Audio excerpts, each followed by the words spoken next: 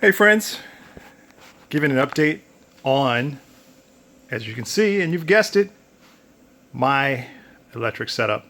Power, bringing power to the van. Well, as you can see, I've got my station set up here. This process has been ongoing pretty much throughout the van build. In terms of my planning, I've sketched up, in terms of my own personal schematic, a number of iterations of this. This is the final one here. And I'm now ready to start putting things together. And the reason you still see the cabinet out here on my work table is because I really don't want to put it in and fix it to the van yet, because this panel is going to be the wall behind the cabinet. So I need to get my wiring all set up before I even install this puppy in the van. But thank God this is, it's done. If it's not all the way done, I got some fine tuning to do on it and tweaking in terms of paint and things like that. But for the most part, it's done. It's ready to be installed. But before I can do that, I have to have this mounted on the wall behind the cabinet. After thinking and putting together, I probably would have went with a different situation rather than this here, just because I would have had more flexibility. The initial fuse box that I also was kind of going between, I think would have been a better setup than this. But I'm not complaining. This is nice, but the initial fuse box I was going with, and I'll probably post it somewhere in here, up there, I don't know. But it had a negative bus bar already on the unit itself, and then most of the connectors were like this.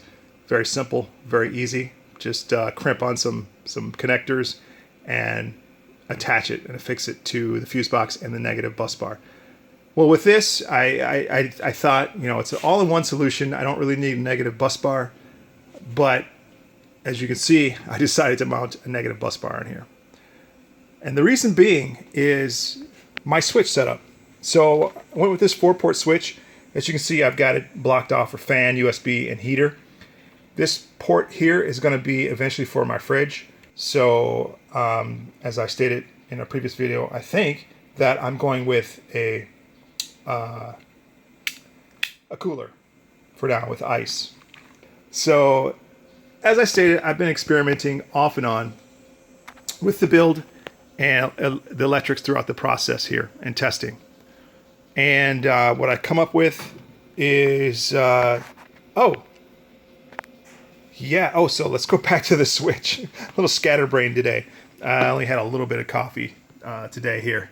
So the way the switch kind of prompted me to put a negative bus bar in is that the way I wired it, all my positives are going to just come off of here. That's it. I'm not running a negative off of here.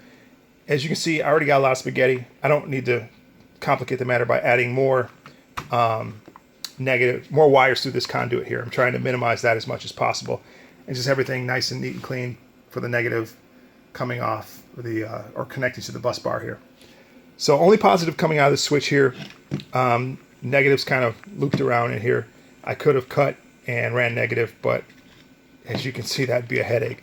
I also did something else to the switch here. I split it. So because I'm using 12 gauge wiring, I think it's recommended that you don't go above a 20 amp fuse on that. So if I just kept this as it came, so as it came off the first port here, positive and negative came off, that would go into the, I think I'm putting this one on the out number 3 for my fan. So, or no, actually out number 2 on my fan, because that's I'm going 20. Well, I can't remember. It's one of these 3. Oh, here it is. So, actually, it's the first one. It's a 10 amp. It's just the fan, and that's it. So I'm running 10 amps on outlet number 1, and initially the positive negative for this first port would have came into here, and all it would have had was a 20 amp on that for the entire bank of these 4 switches, which I don't think is, I don't know, I'd probably be blowing fuses a lot more than I should if I'm running everything on here. Once I get the fridge, you got the heater, you got the USB, you got the fan, everything running on one fuse. Didn't want that, so I split it up. Just basically cut the jumpers. So I separated these two from these two here, and as you can see, I just capped off the negative and positive here with some caps, and now these are separated. So I could actually go, 10, 10, 10, 10, or what have you. So, yeah. So it just helps out with the entire process here. I may even separate this one out for the fridge itself, which may be smart to do.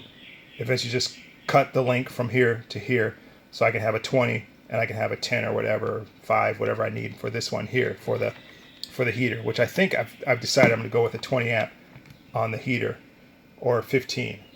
Probably more likely 15 amp on the heater here. But I got to check my stats and schematics on the heater as well, just to make sure I'm not going too high of a fuse. I'd rather, as you can see here, I'd probably rather be low on my fuse and blow some fuses rather than be too high and cause a fire. So I'm being extra cautious in terms of my amperage or on my fuses here. And any other portions or items that are going to be open, I'm just not going to put a fuse in until I decide to build that out or install that. So also with this, I've decided, initially I was rolling through my head in terms of, God, there's going to be a lot of spaghetti on here. And I didn't want that. I just want a unified look. I was going to try and cover this up behind the cabinet, because the cabinet's actually going to mount in front of this, the upper cabinet.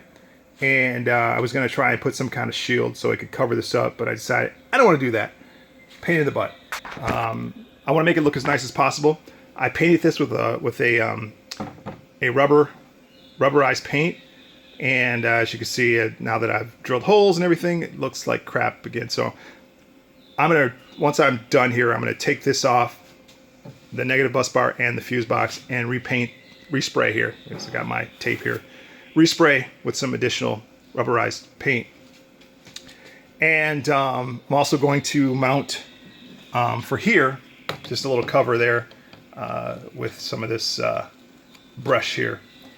And the only thing this is going to be good for, two purposes this will serve.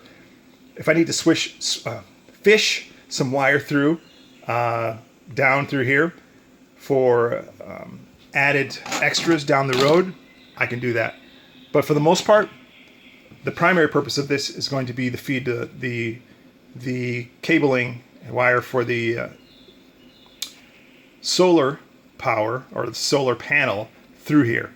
Because I won't be, once this is mounted, I won't be able to run the solar wires behind here, because this will actually be mounted to the van itself. So the wire will come down and then through here and then out, not through this hole probably. I'll probably drill another hole through here so I can run the solar wire out through here into my Jackery Explorer 500. Speaking of which, I've been doing some soldering, and as you can see, I am powering my light off of that, which is necessary because, as you can see, the storage area here, the van, the lights out, and the driveway there are out. They come out, they go off and on when I walk through there. They're on a timer. So I need power, and I was doing some soldering of wiring, which brings me to the fact that I haven't done soldering in ages. I took a couple classes in high school with electronics, and I used to do a lot of soldering back then, and kind of getting back into it, and I'm kind of loving it. And yeah, it's definitely it's great to relearn that process. And so I ended up buying a soldering iron. I looked at many options. Got this Bernzomatic soldering iron. This is a kit, under $30 from Home Depot. Very happy with it. Nice thing about it, it runs off of butane. So I don't have to worry about, in my Jackery 500, only have one plug, as you can see. Don't want to run any extensions off of that. I don't think that would be good for the device itself. So I'm trying to, as I stated in buying my new tools, I'm trying to use as much battery power or less reliance on the Jackery, because right now as I'm building, I need it more for my light than anything else. So this, again, this is butane. If I were to do a ton of soldering, I probably this would drive me nuts, because, you know, I'm just doing some quick joints and joining wire together, and then doing my little shrink wrap on there and securing it that way. Great for that. But if I'm doing some extensive soldering, I wouldn't want to use this. I'd want to have it powered. It'd be much more efficient for that process here. So I find myself, when using this, you know, after a couple of you know, joining wires together, it actually runs out of butane. I have to refill it again and all that stuff, and yeah, it could be sort of a pain.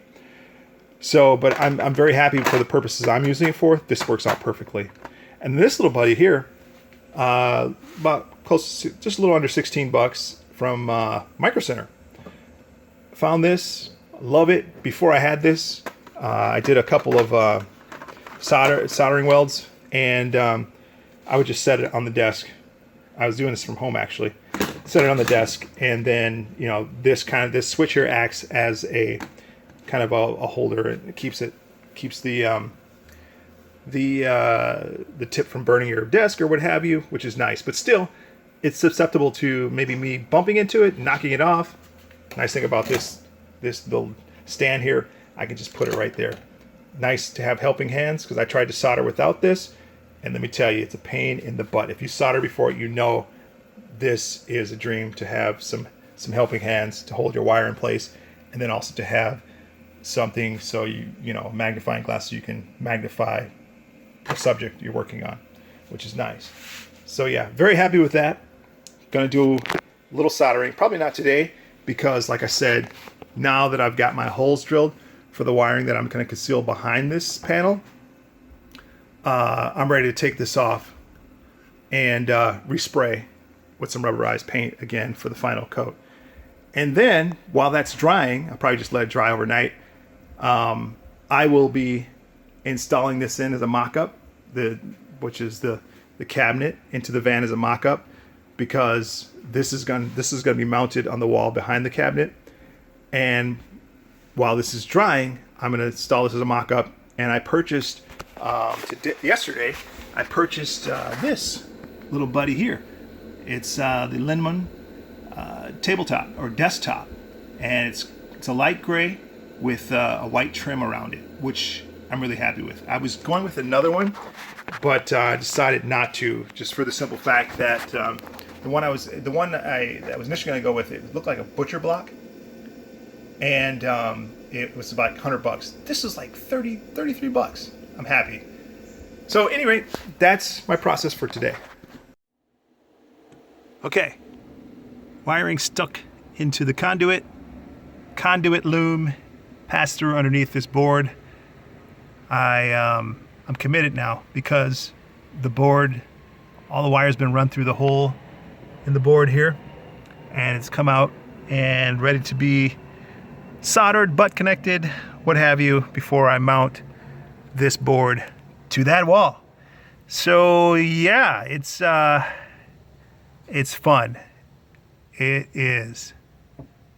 Then after we get all this settled and buttoned up, it will be on to, I'm not sure, I'm really contemplating the ceiling, but actually I might end up doing the bed, or actually the heater, which is going to go here in this particular quadrant in the back of the bed.